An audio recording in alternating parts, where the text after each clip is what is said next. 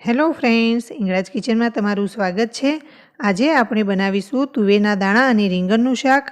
આ શાક એકદમ ટેસ્ટી બને છે, તો તમે આ વિડીયો એન્ડ સુધી જરૂરથી જોજો। તો આ શાક બનાવવા માટે અહીં મેં 1 વાટકી તુવેરના દાણા લીધા છે અને 2 મીડિયમ સાઇઝના રીંગણ લીધા છે। હવે આપણે એક બાઉલ લઈશું અને એમાં 1 ગ્લાસ જેટલું પાણી એડ કરી દઈએ। હવે આપણે જે 2 રીંગણ લીધા છે એ ડાયરેક્ટ પાણીમાં જ સમારી લઈશું, જેથી તે કાળા ન પડે। તો ફ્રેન્ડ્સ, આ રેસીપી તમે એન્ડ સુધી જરૂરથી જોજો। ખૂબ જ સરસ ટેસ્ટી શાક બને છે। અને જો તમને આ મારી રેસીપી પસંદ આવે તો મારા વિડીયોને લાઇક કરજો, શેર કરજો અને મારી ચેનલને સબસ્ક્રાઈબ કરજો। તો આ રીતે આપણે બંને રીંગણને પાણીમાં સમારી લઈશું। હવે રીંગણને મેં સમારી લીધા છે। હવે રીંગણ અને તુવેરના દાણાને 2 થી 3 વાર ચોખ્ખા પાણી ધોઈ લઈએ।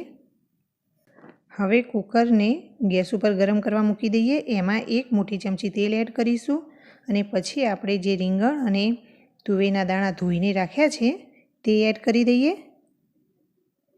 મિક્સ કરી લઈશું અને અડધી મિનિટ આપણે સાતળી લઈએ।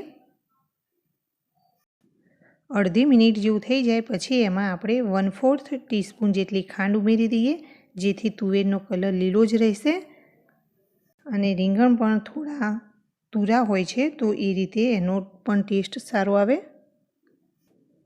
હવે થોડું પાણી એડ કરી દઈશું। પાણી વધારે એડ નથી કરવાનું। હવે પાણી થોડું ગરમ થાય પછી આપણે કુકરને ઢાંકીને મીડિયમ ફ્લેમ ઉપર 2 થી 3 સીટી થવા દઈશું। તો મીડિયમ ફ્લેમ પર 3 સીટી થઈ ગઈ છે અને હવે આપણે કુકર ખોલીને ચેક કરીએ। તો આ રીતે આપણે ચેક કરીશું કે દાણા ચડ્યા છે કે નહીં। તો એક દાણો આ રીતે આપણે જોઈએ તો સારી રીતે પ્રેસ થઈ જાય છે, એનો મતલબ આપણા દાણા સરસ ચડી ગયા છે। હવે શાકનો વઘાર કરીએ। તો એ માટે એક પેનને ગેસ ઉપર ગરમ થવા મૂકી દીધું છે અને એમાં 3 મોટી ચમચી જેટલું તેલ ઉમેરીએ। તેલ ગરમ થાય પછી અડધી ચમચી જીરું ઉમેરીશું। જીરું ક્રેકલ થાય પછી 1/4 ચમચી હિંગ ઉમેરી દઈએ। 1 લીલા મરચાંને ઝીણું સમારીને ઉમેરી દઈશું। અહીં મેં 2 મીડિયમ સાઇઝના ટામેટાને ઝીણા સમારીને લીધા છે, તે એડ કરી દઈએ। મિક્સ કરી લઈશું।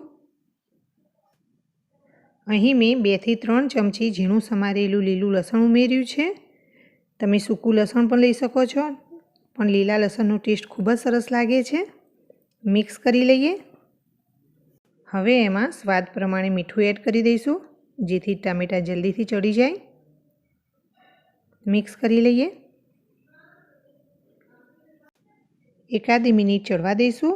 હવે એમાં અડધી ટીસ્પૂન હળદર અને 1 ટીસ્પૂન જેટલું લાલ મરચું એડ કરી દઈશું। 1 ટીસ્પૂન ધાણા જીરાનો પાવડર ઉમેરી દઈએ। હવે આ બધું જ બરાબર મિક્સ કરી લઈએ અને ટામેટાં સાથે સાતળી લઈશું। ટામેટાં એકદમ સોફ્ટ થઈ જાય અને લીલા લસણનો કાચો ટેસ્ટ પણ દૂર થઈ જાય ત્યાં સુધી આપણે એને સાતળી લઈએ। હવે તમે જોઈ શકો છો બધા જ મસાલા પરફેક્ટ કૂક થઈ ગયા છે, એમાંથી તેલ પણ છૂટું પડી ગયું છે। તો હવે તુવેરના દાણા અને રીંગણને આપણે બાફીને રાખ્યા હતા તે ઉમેરી દઈશું। મિક્સ કરી લઈએ, જેથી બધા જ મસાલા તુવેર અને રીંગણ સાથે મિક્સ થઈ જાય।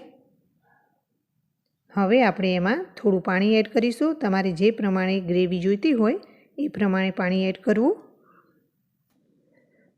હલાવી લઈએ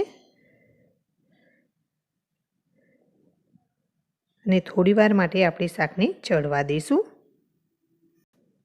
હવે તમે જોઈ શકો છો શાકની ઉપર આ રીતે તેલ છૂટું પડવા લાગ્યું છે। એને હલાવી લઈએ। હવે એમાં 1 ચમચી શેકેલા સિંગદાણાનો ભૂકો ઉમેરી દઈએ। થોડા ધાણા ઉમેરી દઈશું। આ શાકમાં શેકેલા સિંગદાણાનો ભૂકો ઉમેરવાથી શાકનો ટેસ્ટ ખૂબ જ વધી જાય છે અને ગ્રેવી પણ આપણી ઠીક થાય છે। મિક્સ કરી લઈએ। હવે આપણે એને એકાદી મિનિટ જેવું ચડવા દઈએ। એકાદી મિનિટ પછી તમે જોઈ શકો છો ફરીથી આ રીતે તેલ ઉપર આવી ગયું છે। હવે એમાં આપણે 2 ચમચી જેટલી ઝીણી સેવ ઉમેરી દઈએ। આનાથી પણ ખૂબ જ ટેસ્ટ સરસ આવે છે।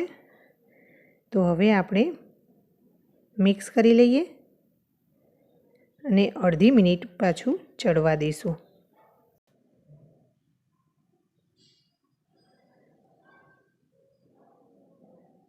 અડધી મિનિટ જેવું થઈ ગયું છે અને આપણું શાક એકદમ સરસ ચડીને તૈયાર થઈ ગયું છે।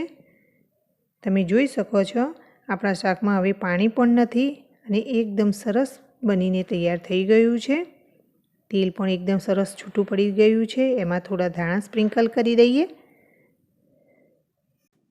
અને હવે ગેસની ફ્લેમ બંધ કરીને સર્વિંગ બાઉલમાં શાકને લઈ લઈએ।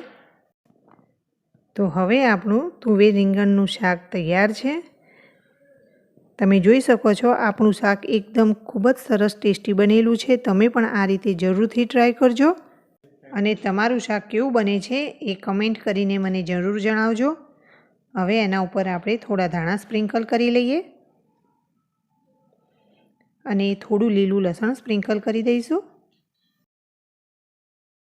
તો તમે પણ જરૂરથી એકવાર આ રીતે શાક બનાવવાનો ટ્રાય કરજો। ખૂબ જ ટેસ્ટી બને છે। જો તમને મારી રેસીપી પસંદ આવે તો મારા વિડીયોને લાઇક કરજો, શેર કરજો અને મારી ચેનલને સબસ્ક્રાઈબ કરજો।